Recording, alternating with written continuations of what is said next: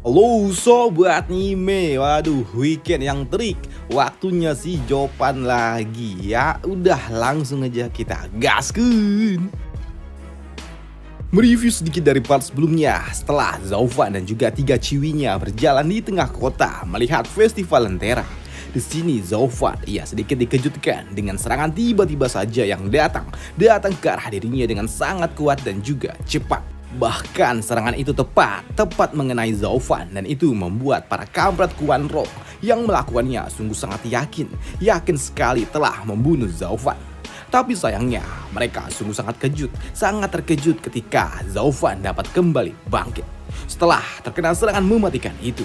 Bahkan di sini Zaufan pun menuntut untuk dapat mendengar rencana apa yang dimiliki oleh orang-orang Kuan-Rong yang telah mereka bicarakan sebelumnya. Namun melihat Zaufan dapat kembali bangkit di sini, gadis Lian sungguh sangat shock. Bagaimana bisa dia tidak mati, bahkan dia tidak terluka sedikit pun, ujar gadis Lian itu. Dan melihat hal itu pula, di sini gadis Lian yang meminta kepada bawahannya yaitu bocah Zalahan untuk segera bergerak kembali menyerang Zaufan. Zalahan, gunakan semua kekuatanmu untuk menghajarnya, cepat. Nona, aku sedang mencobanya, tapi sedangkan untuk Zaufan berujar, ini sepertinya bukan tempat yang nyaman untuk berbicara, ya kan?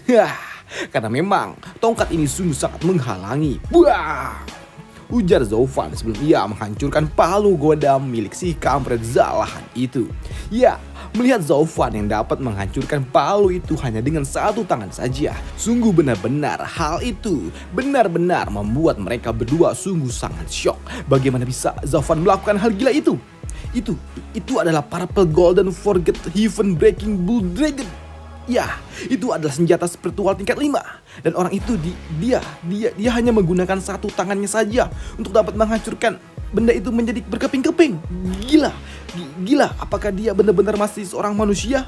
Jar kedua orang Kuan-Rong ini yang melihat kemampuan Zaufan yang sungguh sangat di luar batas wajar.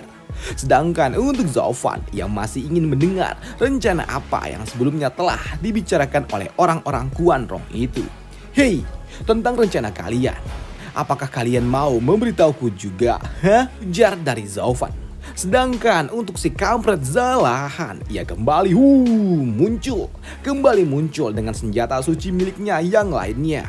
Dan untuk kali ini Zaufan yang melihat serangan si kampret Zalahan itu ada di depannya, membuat dirinya tidak lagi akan terkena serangan itu. Karena ketika Zalahan melayangkan serangannya di sini, Zaufan dapat menahan serangan itu hanya dengan satu tangannya saja. Bahkan di sini Zaufan menangkap serangan itu dan tersenyum jahat sebelum Zaufan menghancurkan senjata itu dengan sangat mudah, sekaligus membuat penggunanya terluka. Zaufan menyerang lengan si kampret Zalahan hanya dengan satu hentakan kecil di senjata spiritualnya. Dan melihat hal itu, melihat pemandangan yang sungguh sangat tidak masuk akal, membuat gadis Lian sungguh sangat shock. Gila, dia mematahkan lengan Zalahan hanya dengan satu gerakan kecil. Bocah itu dia adalah seorang monster. Sedangkan untuk Zaufan sendiri saat ini tiba-tiba saja ia ternotis akan suatu hal, yaitu kembang api. Terlihat seperti sebuah kembang api yang ada di udara yang bersiap datang ke arah dirinya. Tapi di sini Zaufan pun tahu kalau itu bukanlah kembang api melainkan sebuah anak panah. Dan itu juga membuatnya berujar, itu adalah skill ulti dari seorang serigala penembus langit Kuan-Rong. Apakah itu adalah teknik ke-9? Mendengar apa yang dikatakan oleh Zaufan di sini, gadis Lian berujar, kau tahu siapa Zanbi? Lumayan. Bocah itu memiliki julukan sebagai pemanah dewa karena ia telah dapat melukai Dugu Zantian. Dan Nona Lian, asal kau tahu, bukan cuma kau saja yang tahu akan rumor-rumor milik kami. Kami juga sangat menyukai rumor-rumor yang ada loh. Dan tentu saja aku juga sudah tahu kemampuan luar biasa dari orang itu. Rumornya anak panahnya yang dilepaskan oleh orang itu dapat menjadi sangat kuat. Sekuat yang ia inginkan. Tapi ya, mau sekuat apapun itu, tetap saja anak panah itu tidak akan lebih kuat daripada tangan suciku ini, ujar Zhaofan dengan penuh percaya diri. Namun di sini, Zhaofan ia pun sedikit ternotis ketika anak panah yang ada di udara itu tiba-tiba saja menyebar ke segala arah. Dan melihat hal itu, di sini gadis Lian ia berujar, "Haha, Zhaofan, kau pasti tidak akan menyangkanya kan? Itu adalah teknik terbaru milik Zalbi, yaitu teknik 1000 hujan panah.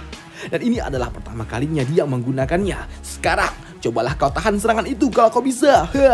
Ujar gadis Lian melihat teknik baru milik rekannya. Sedangkan untuk Zhaofan di sini yang melihat anak panah itu datang mengelilinginya, ia hanya berujar, rumornya tembakan surga ke-9 itu sungguh sangat luar biasa. Aku sempat berpikir untuk mencobanya karena aku ingin melihat bagaimana perbandingan kekuatannya dengan lenganku ini. Namun aku malah terjebak dengan teknik 1000 anak panah apa ini. Betapa konyolnya ini semua. Oi, gadis coklat, ayo kita bertaruh. Jika saja ada satu anak panah saja yang dapat menyentuh diriku, maka kepalaku ini akan menjadi milikmu. Namun jika tidak, aku meminta agar kau bersedia untuk menjelaskan rencana kecilmu itu. Bagaimana? Ya, baiklah, kalau begitu kita sepakat, ujar gadis liar itu tanpa pikir panjang. Karena ia sungguh sangat yakin, sangat percaya diri dengan kemampuan dari rekannya itu. Aku tidak percaya kalau bocah itu ia dapat menghindari semua anak panah itu, pikir gadis Lian ini. Ya, karena di sini mereka berdua telah sepakat dengan sebuah permainan kecil. Kini ribuan anak panah itu datang ke arah Zhaofan dalam sekejap mata. Dengan satu lirikan kecil aja dari mata surgawi milik Zhaofan dapat menghilang. Semua anak panah itu pun menghilang dan tiba-tiba saja muncul tepat di hadapan Zanbi itu sendiri sebelum meledak. Sungguh serigala penembus langit. Bidikannya sungguh sangat sempurna. Semua ratusan anak panah itu melesat tepat sasaran. Aku sungguh sangat terkesima. Ujar dari Zhaofan yang mengejek lawannya yang memang terkena serangannya sendiri. Dan itu juga membuat mereka berdua sungguh benar-benar sangat shock. Tidak menduga kalau ternyata serangan Zanbi dapat berpindah tepat mengenai Zanbi itu sendiri.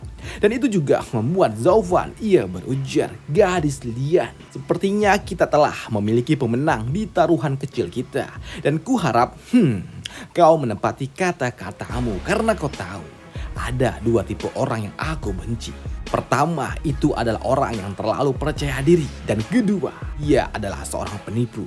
Dan kau tahu, kau sudah termasuk di dalam kategori orang pertama. Dan kuharap demi kebaikan dirimu, kau tak akan membuat kesalahan untuk menjadi tipe orang yang kedua pula.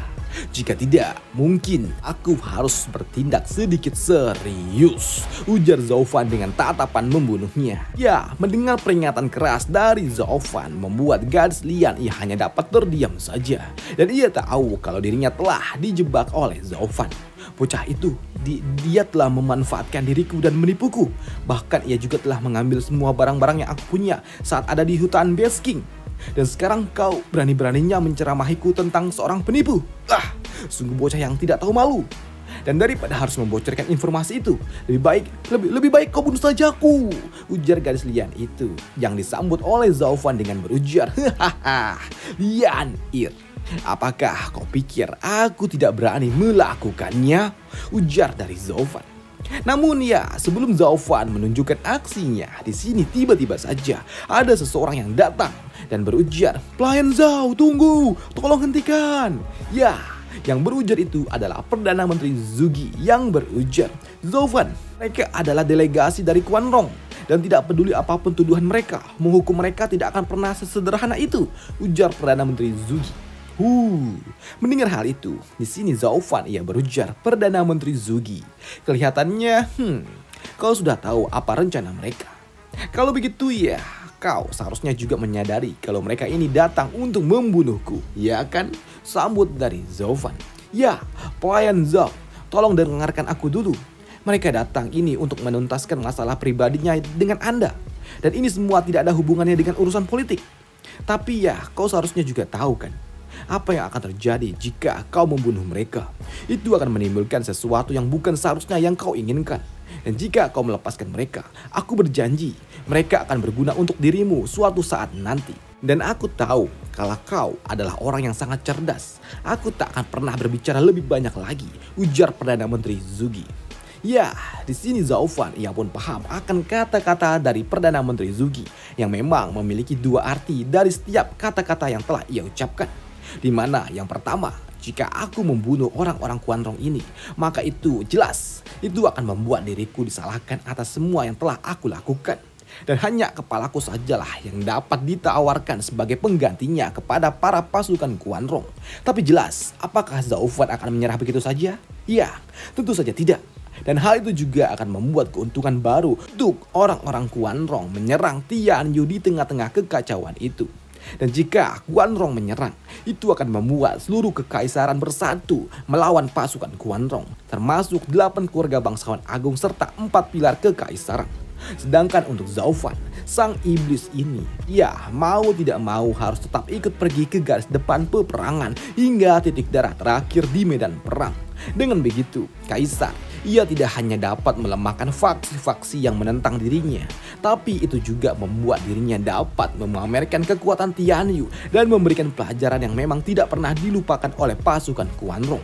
Dan ini seperti melempar satu buah batu untuk dapat memburu 2 ekor burung. Dan hal itu semua akan memberikan semua kerugian dan juga kekalahan untuk semua pihak, kecuali sang Kaisar. Dan itulah yang memang diinginkan oleh Kaisar, pikir dari Zaufan. Dan untuk Perdana Menteri Zugi yang melihat Zaufan sempat terdiam sejenak, ia berujar di dalam hati, sungguh nyaman berbicara dengan orang yang sangat cerdas. Ia paham betul akan situasinya. Sedangkan untuk Zaufan, baiklah Perdana Menteri Zugi, untuk kali ini kau berhutang kepada diriku. Dan pasti aku akan menagihnya di lain waktu, ujar dari Zaufan yang disambut dengan Perdana Menteri yang berujar, baiklah, aku berhutang satu hal kepada dirimu. Aku berjanji aku akan membayar lunas saat kau membutuhkan bantuanku.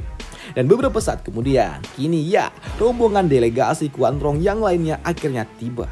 Di sini Jenderal Muda Quanrong yaitu Liu Feng, ia tidak menduga kalau ternyata prajurit terbaik peringkat 2 dan juga 3 milik Quanrong ternyata dapat dikalahkan dengan sangat mudah.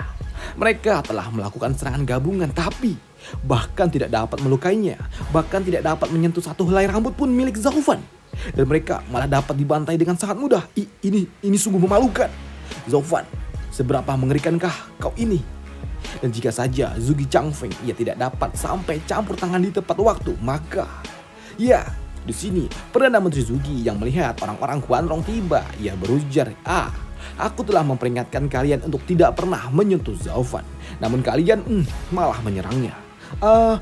Maafkan kami Perdana Menteri Zugi. Aku telah gagal dalam mendidik adikku. Aku pastikan hal seperti ini tidak akan pernah terjadi lagi di masa depan, ujar Liu Feng melirik ke arah Lian.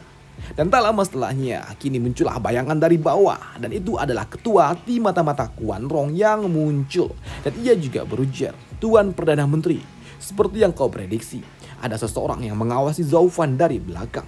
Tapi Zaufan ia sungguh sangat luar biasa. Aku tak tahu bagaimana bisa ia melakukannya, dapat lolos dari pengawasan itu. Tapi tidak hanya 2 orang penguntit itu aja yang dapat kehilangan jejak dari Zaufan.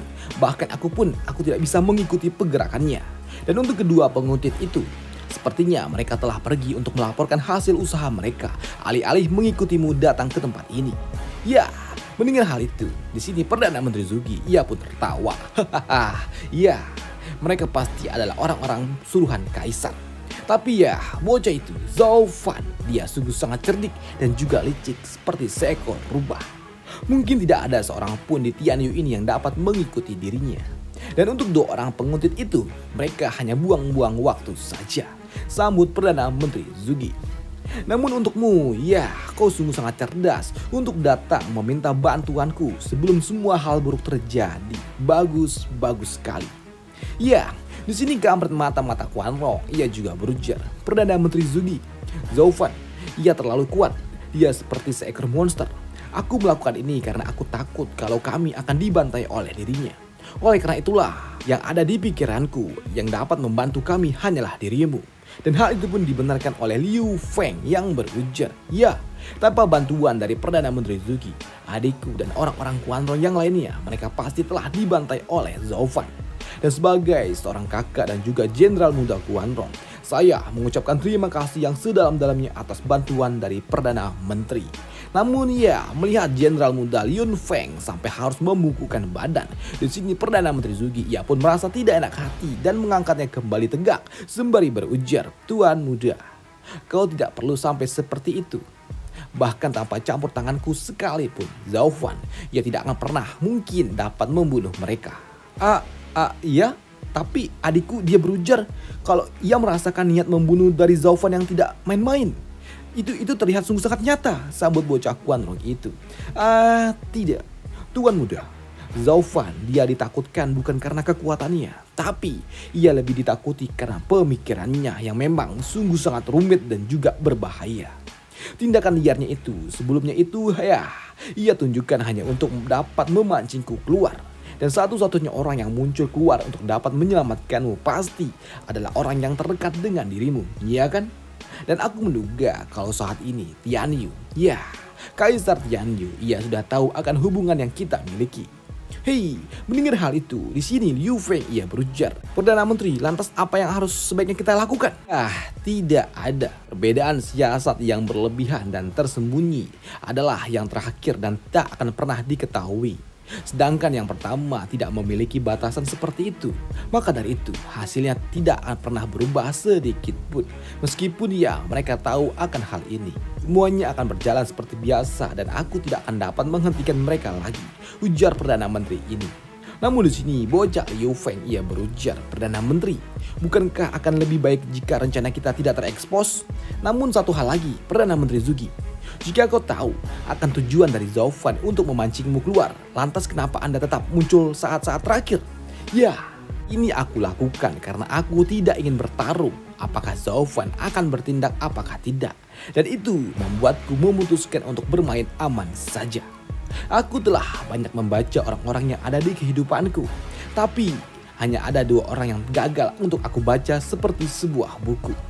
Dan dia, Zhao Fan, adalah salah satu di antara 2 orang itu.